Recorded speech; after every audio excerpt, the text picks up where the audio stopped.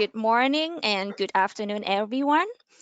My name is Jenny Peppers, and I would like to welcome you to this webinar, Reducing Justice System Involvement by Building Healthy Communities. Before we get started, I just need to run through a few things. You have the option of joining the discussion via telephone or using your computer speakers and microphone. And because we have so many people on the webinar, everyone is muted. But later, when we get to the question and answer section, I will call you and unmute you one at a time so that you can ask your question when called upon. But if you have a question during the presentation, you can also simply type it in the box at the bottom of the control panel and send it to the panelist. This webinar is being recorded and it will be available on the NJJN website in the next day or two. Now, please let me pass this to Melissa Gorman, our Senior Policy Counsel. Hey, good morning or good afternoon, everyone, depending what coast you're on. I'd really like everyone to just kind of take a deep breath as we start. These are really stressful times for everybody, which we recognize, and really all the more so for our youth across the country that are locked up and very vulnerable right now. So we want to honor that today by talking about ways to really create a better future for them, one which is having far less youth arrested and locked up, so they're not in this situation. So for those of you not familiar with NJJN, we are a membership organization. Jenny, if you could put that slide on next. So we lead a national movement of 54 state-based community advocacy organizations. Some of you might be one of our members that are on, and numerous individuals across 43 states and DC right now, and a really large contingent of our Youth Justice Leadership Institute members. So welcome to you. We work to shrink the country's youth justice systems and trying to transform the remainder into systems that really treat our youth and our families with dignity and respect and humanity. And an important goal of ours is to pursue an anti-racist youth justice transformation. We understand that our systems are inextricably bound with the systemic and structural racism that defines our society, unfortunately. So I'm very excited to welcome our presenters today. We have Zach Norris and George Galvis, and both of them have decades of experience in community advocacy. There's a little bit of their bios there. Zach is the executive director for the Ella Baker Center for Human Rights and author of his recent book, We Keep Us Safe, Building Secure, Just, and Inclusive Communities, as well as a co-founder of Restore Oakland. And George has for more than 2 decades promoted restorative justice and healing to address the violence in the Bay Area communities. And he's the co-founder and executive director of Communities United for Restorative Justice, or Courage. So I'm really excited to have them with us today. And before they get started, I just wanted to tell you a little bit about the work we've done with our policy platform. Jenny, if you want to get to the next slide. Great. So, you know, true youth justice starts with giving youth what they need to chart a path for success and not shunting them into a pipeline, into the legal system. So for our most recent youth policy platform, which you can find on our website, or when you registered, there was a link to it. We really focused on talking to young people in our member organizations about how to prevent arrests. And youth were really focused on the resources that they needed for healthy communities and schools. So that was kind of a main issue that they really brought to us, the need for good jobs, for positive school environments, for good physical and mental health care, which we see is becoming even crucially important during this pandemic. And they often mention wanting restorative practices in schools, something I know Zach has discussed in his book as well. And young people were really craving connection with a caring adult. So particularly community-based members. They talked about kind of wanting to support people to help them, and poignantly really talked about needing unconditional love and mentors that could build relationships of trust with them. So, I mean, I think these are the keys to preventing justice involvement, but it's important to reduce police contact. You talked about not wanting police in schools, and also preventing arrests when youth do come in contact with police. So this has been used to great effect in New Zealand, for example, by really prioritizing with law enforcement that they use counseling and warnings as a go-to and use arrests as a last resort. And when more assistance is needed, we recommend pre-arrest diversion programs, models like the California Youth Reinvestment Grant Program, which provides money directly to community-based organizations for trauma-informed diversion in underserved communities. So those are some of the key recommendations from our platform. And now I'd like to turn it over to Zach Norris. Thanks, Jenny. Really appreciate it. It's great to be able to speak with you all. I wanted to start by just talking a little bit about the Ella Baker Center and myself. And, you know, given these times, I want to talk about what's the role of government, period. And then talk a little bit about some of the solutions that I discuss in my book. But just first want to say thank you for this opportunity. So my name is Zachary Norris. I'm the executive director at the Ella Baker Center for Human Rights. Ella Baker was a brilliant Black woman. She believed in the power of everyday people to make change. And we try to build on her legacy by advocating for books, not bars, jobs, not jails, healthcare, and housing, not handcuffs.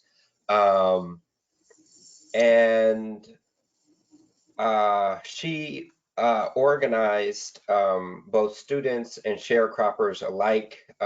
She helped build the Black Freedom Movement, the Civil Rights Movement, and we have a slogan, which is "She led, so can you." And we are a membership-based organization. We're open to anyone and everyone. We have formerly incarcerated folks. We have young people, their families, survivors of crime, all involved in our work at the Ella Baker Center. So that's a little bit about the Ella Baker Center. I was born in 1977, and as folks who know the history of California will know, the late 70s is really the time in which this prison building boom really started to take off, not just in California, but really across the country. There was a small union called the California Correctional Peace Officers Association that really actively worked to promote prisons as the foundation of public safety and as an economic engine in rural communities. And so from 1980 to 2000, we saw some 23 new prisons built in California and just one new university. And I wasn't really directly impacted by that as a young person for a couple of different reasons. One, I went to Catholic school from K through 12. Secondly, I'm a light-skinned African-American person, and I know now doing this work that it's not just it's not just across races, but it's also among races that we see racial disparities in juvenile justice and criminal legal system. So the lighter your skin is in a courtroom, the lighter your sentence is likely to be, even among races, not just across races. I started to notice some of the disparities in our criminal court system, in the justice system, as an undergrad at Harvard. I started to notice just how differently young people were treated at Harvard when they made mistakes. If they used and abused drugs, if they got into a fight, if they had challenges, they were met with the kind of services and supports and a clear intention and understanding that they were more than their worst mistake, as Brian Stevenson says, right? Meanwhile, young folks in my community in East Oakland, families and friends, were being locked up for doing some of the same things. Seeing some of those disparities and seeing my mother struggle as an elementary school teacher without a lot of the proper resources like paper towels in her kindergarten classroom, seeing my father be laid off as a shipyard worker. Some of these economic disparities, some of these educational disparities are what led me to an organization called the Ella Baker Center and a campaign called Books Not Bars. And I have really been involved in that work ever since. We have fought in partnership with other organizations to push back against what would have been the largest per capita juvenile hall in the country from being built here in Alameda County, worked with George and others on that campaign. We fought to close California Youth Authority youth prisons across the state of California. And while we fought to close 5 of 8 youth prisons, we saw a decline in youth crime rather than an increase in youth crime, right? So this was a victory for human rights because less young people were being subject to isolation, less families were being forced to travel hundreds of miles to try to see their loved ones. It was a victory for human rights in that sense, but it was also a victory for public safety because youth crime continued to decline as we were actually closing youth prisons. Now, everything has, I think, shifted in this moment. We are an organization that has for so long said that public safety starts with public health. And so we've said school discipline issues should be approached with a public health framework. We've said, homelessness should be approached with a public health framework. We've said drug use and abuse should be approached with a public health framework. Never in our imagination did we think that we would have to say a global pandemic needs to really be approached with a public health framework.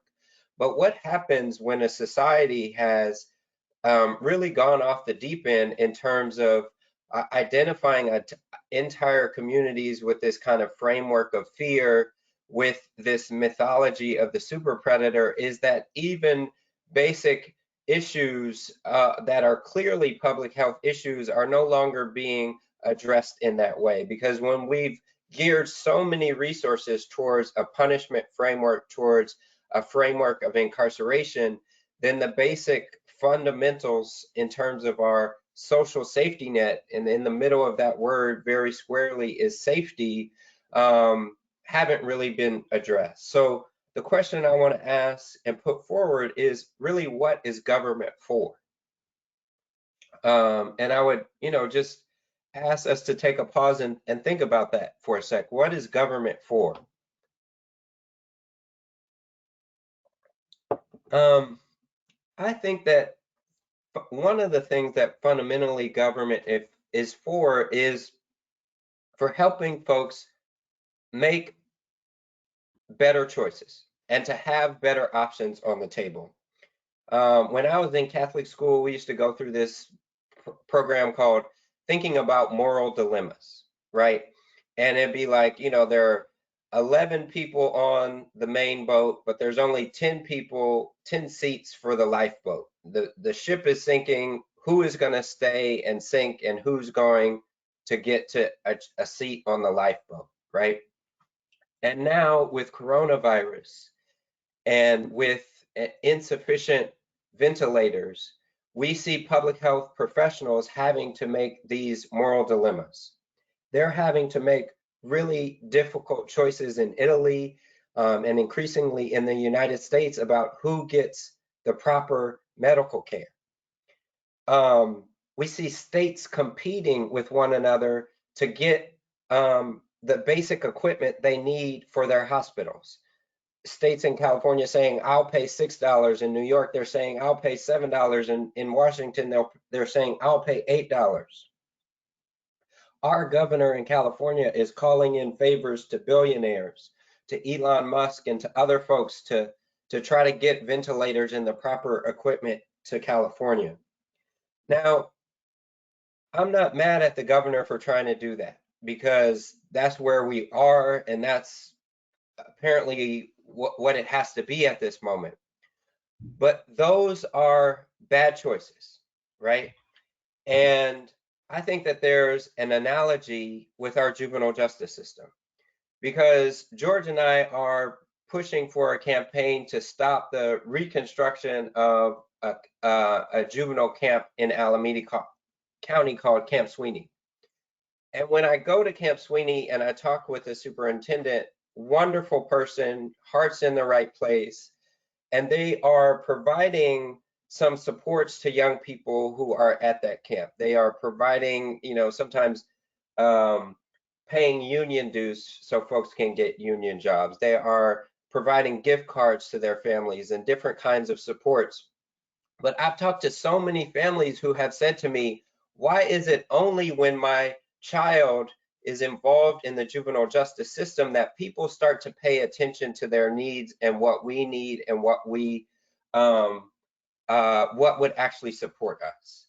And so for me, the idea that we only get this kind of attention, that our communities, Black and brown communities, only get these kinds of supports when we're neck deep in justice systems, is reflective of a government that has not made the right kinds of choices, that has not invested in the social safety net.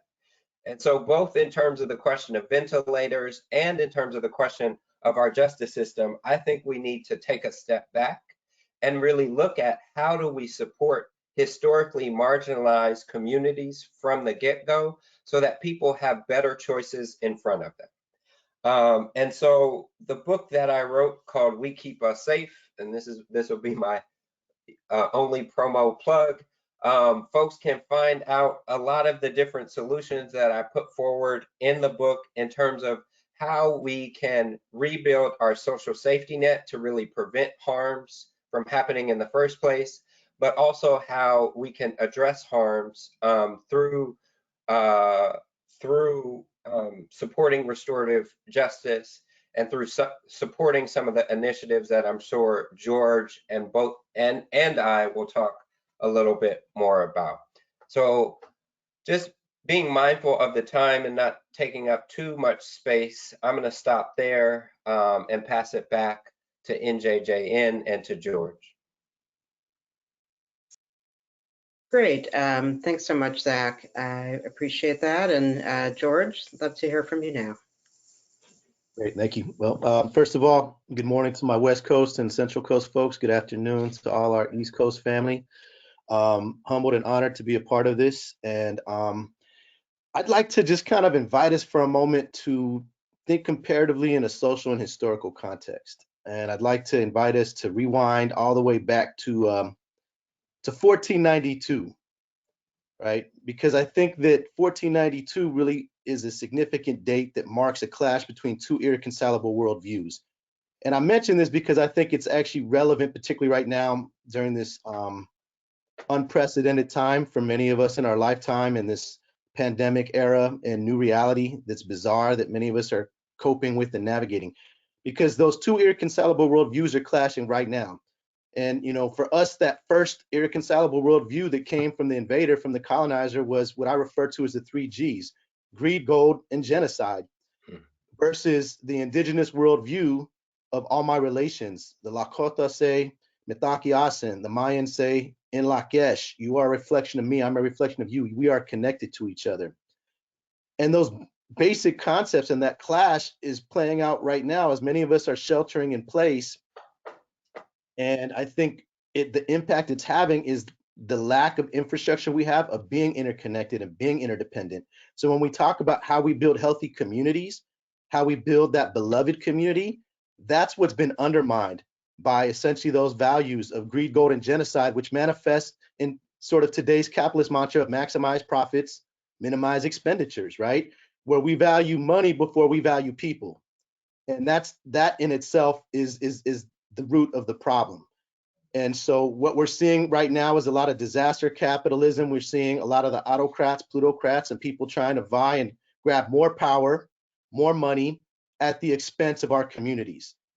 So all of this, I think, is relevant because when we talk about even the very first slave plantations within the context of the U.S., you know, you know, uh, um, the contemporary manifestation of that is the prison. The very first slave plantations, or the very first prisons, I'd say rather, the very first prisons in the U.S. were the slave plantation and were the Native American reservation.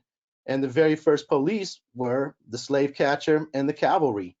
And so this has been the foremost way of subordinating communities of color since Jim Crow, as Michelle Alexander articulates in her book, The New Jim Crow. So I think recognizing and acknowledging that, I think, is critical, because you don't really know who you're fighting if you don't know who the enemy is, you know what I'm saying? And you're not going to be effective. So I'd like to begin a little bit just sharing about myself. I have the distinct privilege and honor of getting to work with young people like myself. My earliest memory as a young person was witnessing profound domestic violence in my home. I remember being 3 years old and fearing for my mother's life because of the violence that was taking place, because my father was putting fists through walls and he looked like the Incredible Hulk images I had seen on television, just this epitome of rage, and seeing him choking my mother and my mother turning blue and being able to breathe. And the pain and the violence that was produced in my home, I ended up reproducing on the streets later on as a young man against other men who looked like me, because I looked just like my father, and I numb my pain through violence. And so we say hurt people, but we also say healed people heal people. And it's important to still go back and think about this in this comparative, analysis, the social historical context, because we have, as a result of all of that, historical intergenerational trauma. You know what I mean? In the indigenous community, we have post-colonial stress disorder. In the African American community, post-slave stress syndrome. And for folks who ask, well, what about Latinos? I'll ask you, what exactly is a Latino? What is a Latinx? You know what I mean? We're talking about 90% of the Spanish-speaking world are people of African and indigenous descent, right?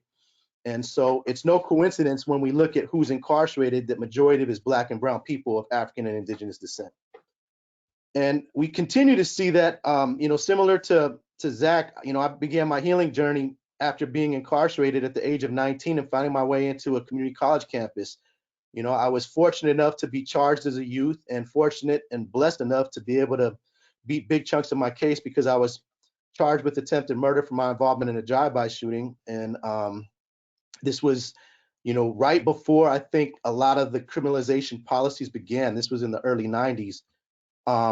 And in many ways, I had kind of the survivor complex, even feeling guilty, because there were a lot of the friends who I left behind that were still incarcerated, who were doing more time for less serious offenses. Finding my way into a community college campus and then subsequently transferring to UC Berkeley, I saw similar things to Zach, I remember being such a proud golden bear at UC Berkeley and attending this ritual called the Big Game between, Stanford and UC Berkeley.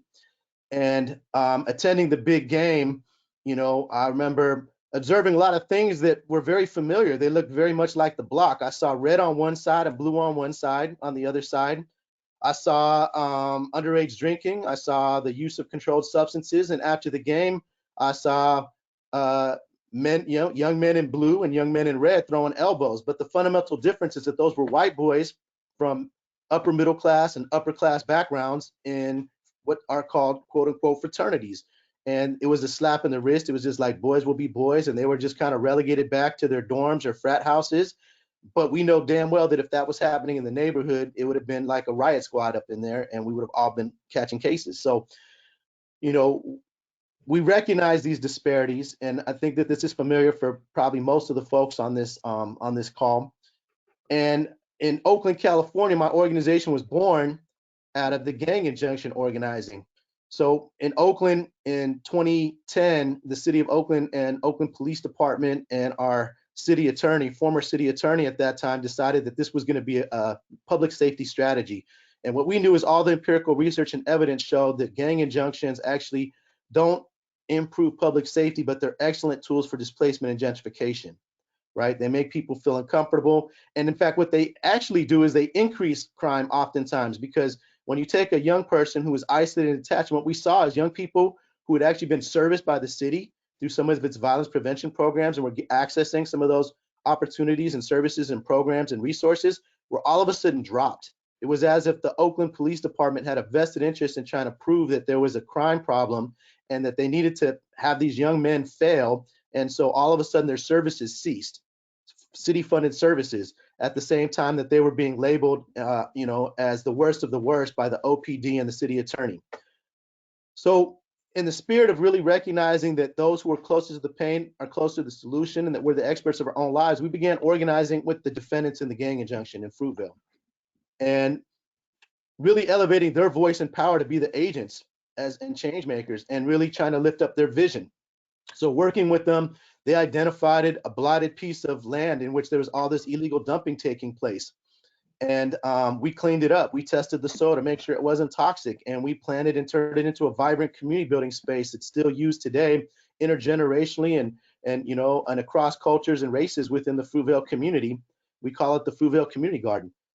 We did the research to find out, well, who was this slumlord that allowed this blight to take place? It turned out that it was the city of Oakland, in the gang injunction zone.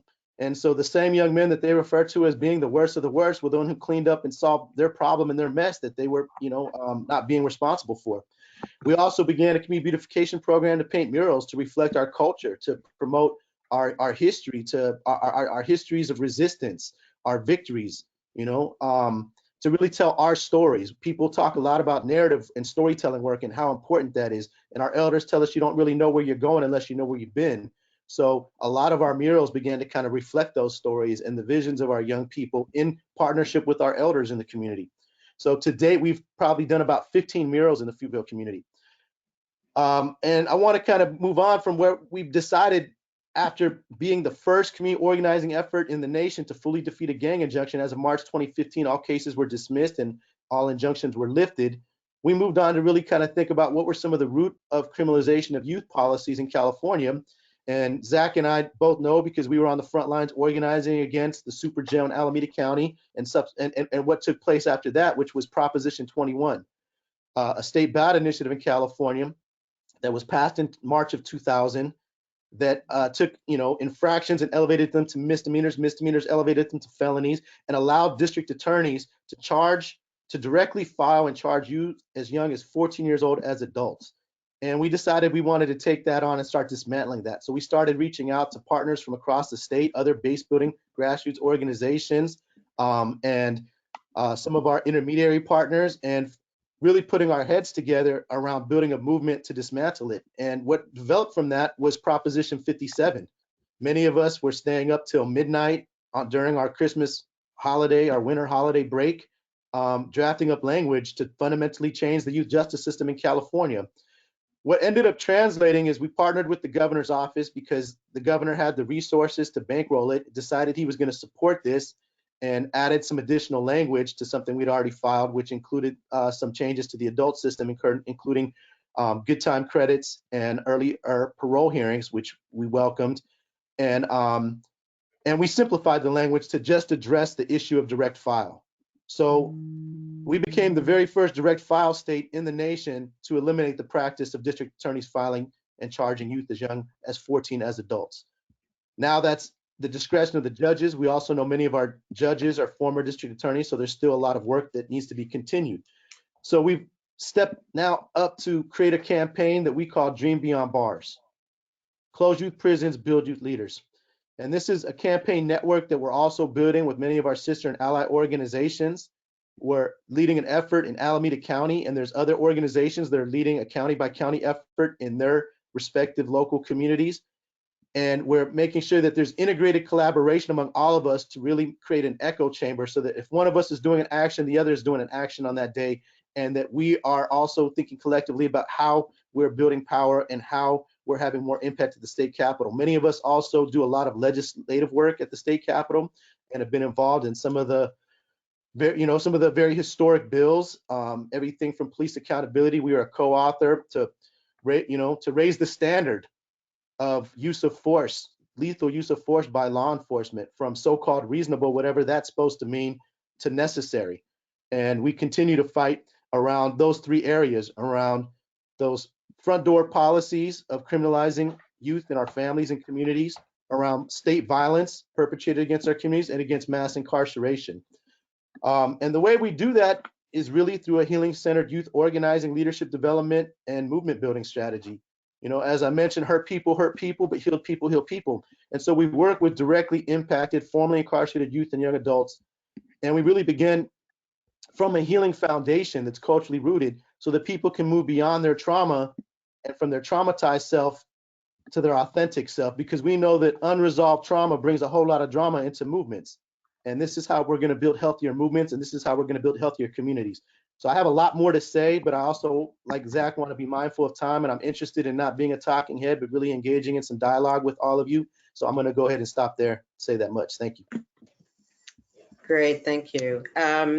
So yeah, we did want this to be interactive, and folks can see that there is a little hand that you can check if you'd like to ask a question. And if you check that, we will unmute you so that you can ask your question directly. We can't unmute everybody because that would cause other problems. So another option is in the question box. You can write in a question if you'd prefer to do that, and we'll read it out loud. But I'm going to go ahead and get started with some questions for us. One is that you've both had a lot of success in your advocacy, and if you could just talk a little about how were you able to move the dime, to persuade policymakers to move from some of the draconian policies we had to things like getting rid of direct file. How a few hints on how you were able to do that and some of the challenges that you had to overcome.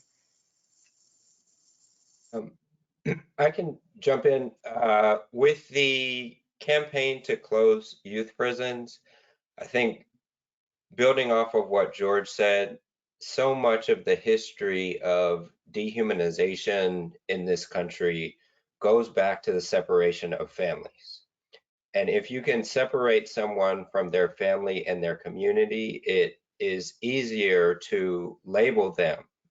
So welfare queen as a terminology takes someone out of their family. Super predator, the same for young people. And so when we were fighting a campaign to close California Youth Authority youth prisons, we had to deal with those two mythologies front and center. And the way in which we did that was by remembering families and showing the extent to which families were desperately fighting to stay in contact with their children and their grandchildren, with their partners. And over an 8-year campaign, when we first started, we did a lot of work just to fight for family connection policies, to say young people should be able to write their loved ones this many times a month. They should get phone calls. You should make it easier for families to visit. And that helped disabuse legislators of some of those stereotypes and remind them that folks are families and that our communities deserve care and support. And over time, we were able to build support among legislators who introduced bills to reduce the number of youth inside of the youth prison system. And then some of those economic arguments started to land in a different way, where we were saying, it costs $150,000 per year per young person, or whatever the most relevant statistic was at that time. In terms of the youth prison, people started to hear that with a different ear. But I think a lot of times we make the mistake of thinking, oh, you can just make the economic argument, but if you haven't actually addressed what's at root for folks and the way in which people aren't being seen in their full humanity, then you're not going to be successful. So that's one thing that I would offer in terms of how to build successful campaigns. So I would just add, I think that the success for us is really based on centering the leadership of those who are directly impacted. We are who we serve. And, and so many of our strategies, which are really focused on, elevating voice and power of our folks, there's also elements that look like direct services, but we're not a direct service organization. We come from an empowerment framework, but sometimes we got to meet our community's needs where they're at, and everything from just doing court advocacy. So we are part of the Pre-Defense Network, a model developed by one of our sister organizations in San Jose, California, Silicon Valley, Debug. And so by participating in by empowering the family members whose loved ones are fighting court cases, to participate in the defense of their loved one, we start to build a base of members, who then become and show up for other folks. And by working with directly impacted formerly incarcerated youth and young adults and currently incarcerated young people, we have their family members, we have those young people, and and they're the experts of their own lives. I don't want to sound like a broken record, but I can't emphasize how critical that is, of centering those who are directly impacted. And the other thing is, I think it's important because, if you're not directly impacted, sometimes folks can say, well, we're willing to compromise. That seems like a good policy compromise up at the state capitol. And our folks, because they're directly impacted, they know the implications of that. We're unbroken, uncompromising, and unapologetic. And sometimes that means we have to do direct actions, and we have to force our legislatures or our elected officials to basically make the right decisions because, because they just don't have the backbone to do it, because law enforcement is such a powerful lobby. I'll give a good example. AB 953 was really just a basic common sense bill that we were supporting. It was just about collecting racial data, having law enforcement collect racial data. And it was really about being able to prove the racial bias that exists in law enforcement and begin to address some of that disproportionality. And there was so much resistance from it. Even our Governor Brown, who many people, consider to be a progressive, said that it would take an act of God for him to sign this bill. And so, community advocates, along with some of our faith-based community, took that challenge. And we decided to do direct actions and camp out in front of the Capitol until we forced the governor to sign that bill. So I guess it must have been an act of God and not the people, but I think it was the people, another example, I think, is something that, we collaborated closely with Ella Baker Center on through a coalition that we're involved in called the Justice Reinvestment Coalition. And so AB 109 was another policy that came through the state capitol that said if you were nonviolent, non-serious, non-sexual, then they were going to move you from state prison to county jail. And we said, well, if you're nonviolent, non-serious, non-sexual, maybe that should be non-jail. And instead of giving all of that money to, feed, the piggy bank of the sheriffs, who were already overfunded, in my opinion, and abusing their authority and their budgets, we wanted a significant portion of those funds to be regranted to actually, invest in public safety by addressing root causes, reentry, job programs, all that kind of stabilization that Zach was just earlier describing.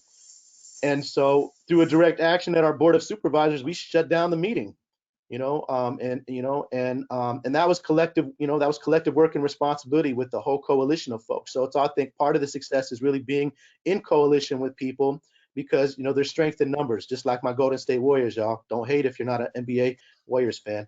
I would say we became, in the state of California, in Alameda County, we got 50% of AB 109 funding to get regranted back to communities, more than any other of the 58 counties of California. So those are two specific examples of just how direct actions, I think, are underutilized. I think too many of us have been told that we need to do the respectable politics thing, and we gotta, play by their rules. And I say that, we can use their tools, but never play by their rules. Great, thank you guys. I am going to unmute Amore Alvarenga. So you should be unmuted. If you, yeah, go ahead. Hello, can you hear me? Yep. Awesome. Hi, everybody.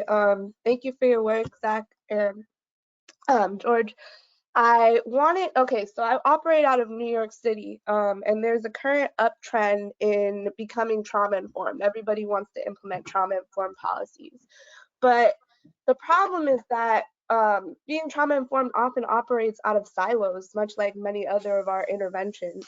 It's a falsity that we can become trauma informed by treating the individual, but oftentimes law enforcement agencies, which I actually am the juvenile justice coordinator for the family court system, so I advocate for policy change, only is interested in treating the individual.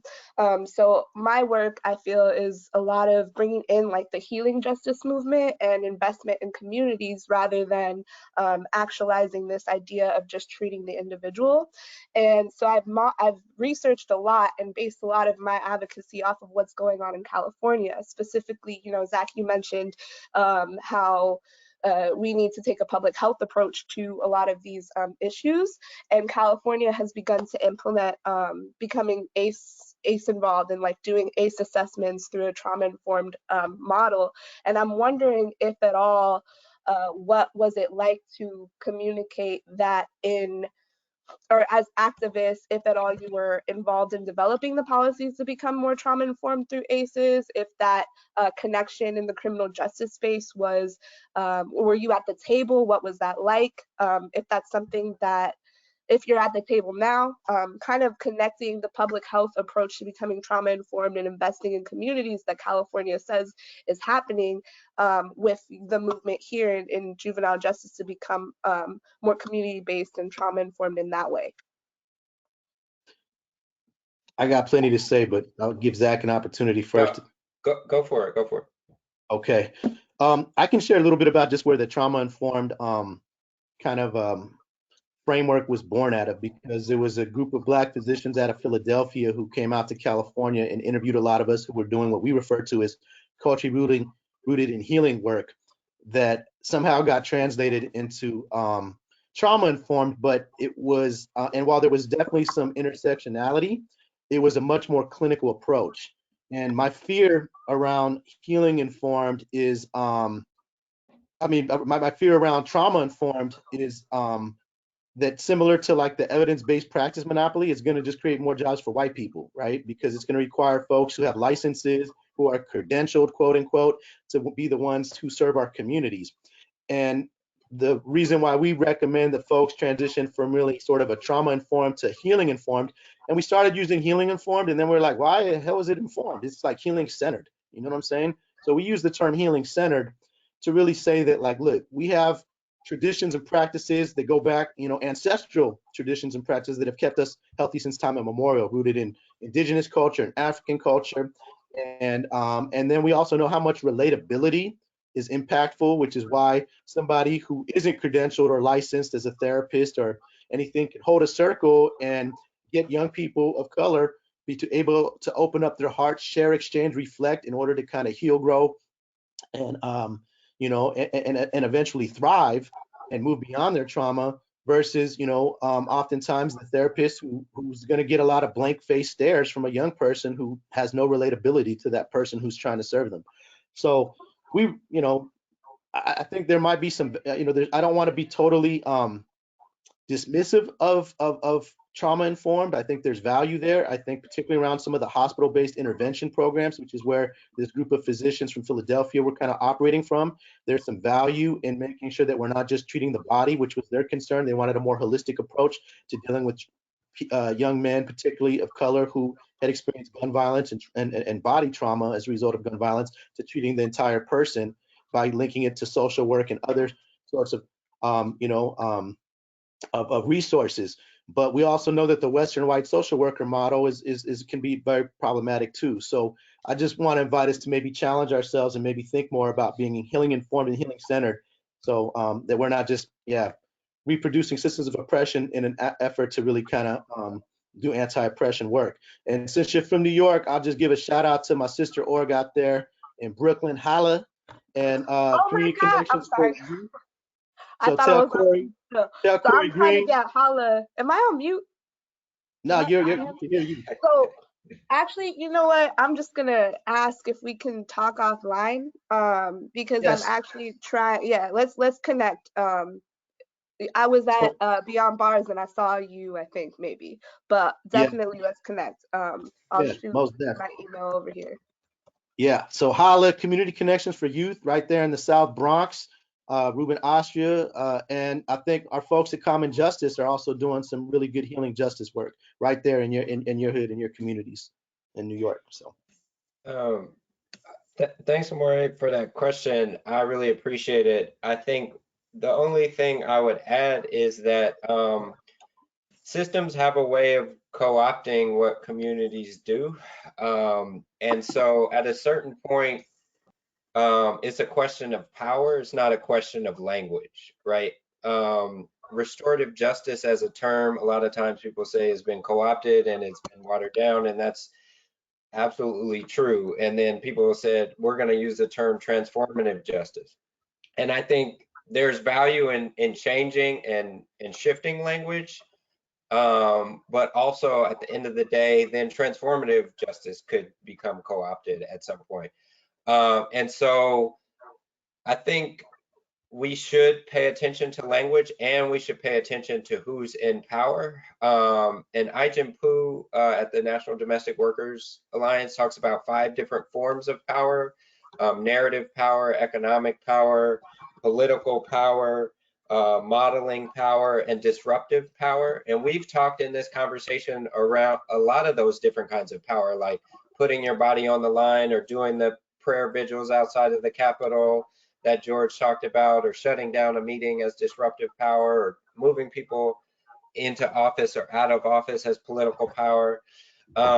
We at the Ella Baker Center recently decided we wanted to lean into some of the other forms of power, and in ways that other allies like Courage and others are already doing, in terms of like building community gardens and different initiatives. So we started this initiative called Restore Oakland, which is 18,000 square foot building in the Fruitvale, in East Oakland, one of the most diverse regions within an already really diverse city within an already really diverse state of California. And the initiative Restore Oakland is designed to put forward our vision of what community safety looks like. It's restorative justice on the 2nd floor, run by Restorative Justice for Oakland Youth and Community Works. And we're super excited that some of the Courage youth have also been using the building. And it's also economic power and a demonstration of getting people real jobs within the restaurant industry, which is obviously super hard hit now with COVID. But the idea is really to show that community safety comes from economic opportunity. It comes from restorative justice. And it comes from holding people accountable, including elected officials, holding elected officials accountable to our vision of books not bars, jobs not jails, healthcare and housing not handcuffs. And so we both believe that it's important for us to put forward the models of what we want and to name them in our own language. But we also believe that it's, and I'm sure George would agree with this, that it's critical that we have power, right? That we have political power, that we be able to demonstrate what economic development looks like when it's done in the interest of community members. And we're excited that Restore Oakland is a demonstration of that. It is transit-oriented development, but actually done in the interest of community members, because we've often seen transit-oriented development when they locate, community, when they develop something near a BART station, near a subway station, they're actually furthering gentrification. And we're trying to do the opposite with Restore Oakland by locating it close to transit hubs, but doing it really in the interest of communities. And so I say all of that to say, like, we have to be sophisticated in the ways in which we're building power, such that whatever language we use really lands and is really brought to scale in the interest of our community. So I'll stop there. Great, thank you. Thank you. Okay, so we have a lot of questions coming in. I'm going to try to take some people that have asked questions, some want to ask questions orally, but have also written questions in. So I'm going to unmute Leah Kaz if you want to go ahead and ask your question. Hi there. Thanks so much for all the work that you're doing. It's really inspiring to be on the call today. My question's about engaging stakeholders, especially Zach a bit ago. I think you spoke to this some with direct action, but you mentioned that some folks involved in the legal system kind of have their heart in the right place, or there is some value alignment there. But ultimately they're still part of a school to prison pipeline, cradle to prison pipeline. How do you sustain value aligned relationships with folks being paid by a legal system while still influencing them to divest from incarceration and criminalization? I think you both have to be willing to stay grounded in your values, as George talked about, and be recognize that the game is stacked against us, and to be able to use disruptive tools and direct action when we need to, but also to recognize the humanity in others. And so, you know, we may not always agree on all issues. So for example, we're currently saying Alameda County shouldn't build a new probation camp. We should instead invest those resources on the front end to support youth directly. So I may not agree with the probation chief on that issue, but as I talk with the probation chief in the context of COVID, I said, hey, probation chief, like young people, you're bringing young people back to their homes because of COVID, some of them, and that's the right step. You're working with the judge to bring at least some of those young people home, given contagion inside of this camp. Would you also support a call for no evictions in Alameda County, given if they're coming back to their families, but their families are then being evicted, that's not going to set them up for success? And she said, sure, which I think was great and was a positive example of like finding some alignment and finding some common ground, even though we may not agree on all issues. I'll bring up an example that we're grappling with, and I don't know if it necessarily presents an answer as much as maybe just complicates things and gives you sort of an idea of how we're trying to navigate these spaces. For many years, advocates have been really trying to talk about pushing the age to be better aligned with the brain science. So we know that the brain science says that the full frontal lobe is not fully developed until the age of 25, and before that, you tend to be more impulsive, right? And that impulsive behavior oftentimes is what leads young adults, transitional age youth, or youth, minors, to be incarcerated. Particularly young people of color get criminalized for that impulsive behavior that white or more affluent kids would just be dismissed for, right? So in trying to raise the age, I think that probation, because youth is at crime is at an all-time low, beds are empty, and we're organizing in closed facilities, is attempting to reinvent themselves, rebrand themselves. So they proposed to elevate the age, which is aligned with what we were pushing, but for very different purposes. Where we wanted to really kind of liberate folks. They want to kind of play carceral musical chairs, and they are using language that is very familiar, that sounds great in terms of restore, but they want to say that the probation department will serve as the restorative justice circle keepers, the life coaches, the reentry job specialist, and what we know from, for example, Victor Brios's book, Punished, a good friend and colleague of mine, went to grad school with Victor, and he did his research looking at policing of Black and brown boys in Oakland and Los Angeles, California, is that there needs to be lanes, there needs to be appropriate sort of buffers between law enforcement strategies and the community prevention and intervention strategies. So you can't both be mentor to that young person and also be the person who puts handcuffs on that young person. You know what I mean? And so, you know, that's where we're sort of in conflict with probation. So we've been working with Senator Skinner's office, like, you know, and we're both trying to influence her, and what the end result will remain to be seen. It's possible because of COVID that no ledge will actually move out of the state, you know, or be signed by the governor this year unless it's COVID related and, you know, or considered absolutely essential. So this may just be put on pause, which I would actually welcome at this time, but it's something we have to figure out. And oftentimes one of the questions we get, and I understand from sort of just a political viability a position that, you know, we're asked, well, what are you going to do with the jobs if you start to close down these prisons for folks?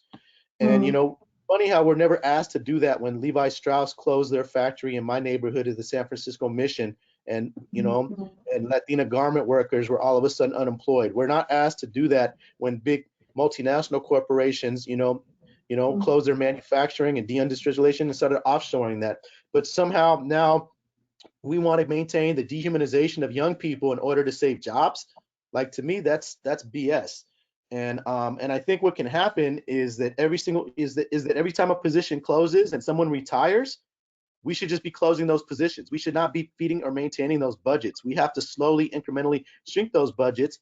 And I think that there's ways that we can also move people, but it has to be like, there are some folks there who I think have good hearts and good intentions and could probably be integrated into the community-based organizations that serve young people and be aligned with the values and the culture of really kind of coming from a place of love and making sure that young people feel supported versus being their jailer. But there's still some who have really internalized that culture of just turning keys and locking young people up, you know what I mean? And in a way that I think is really harmful. And so we don't want to do is say that we're doing prevention intervention services that just look like kind of pseudo law enforcement efforts, you know what I mean? And we become part of the youth control complex. Thank you both. Thank you.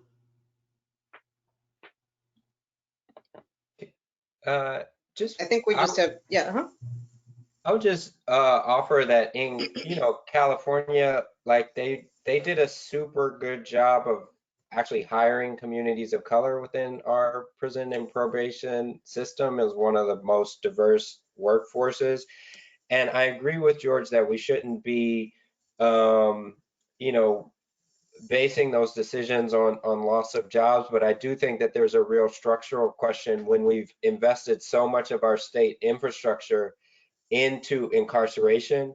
Like, how do we support working class communities, many of whom wouldn't be able to have like a decent paying job with the education levels they have if it weren't for what the state made a massive infrastructural investment decision in. And so I agree, and I agree that some folks aren't fit to then take the kind of youth development jobs.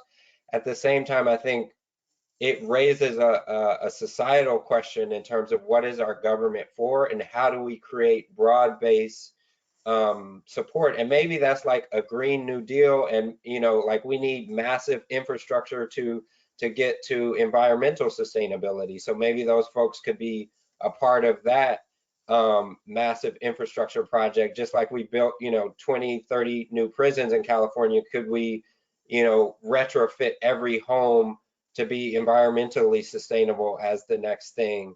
And some of those folks could have some of those jobs. So I just would offer that I do think that there's a structural question that the state of California and other states need to be addressing in this moment.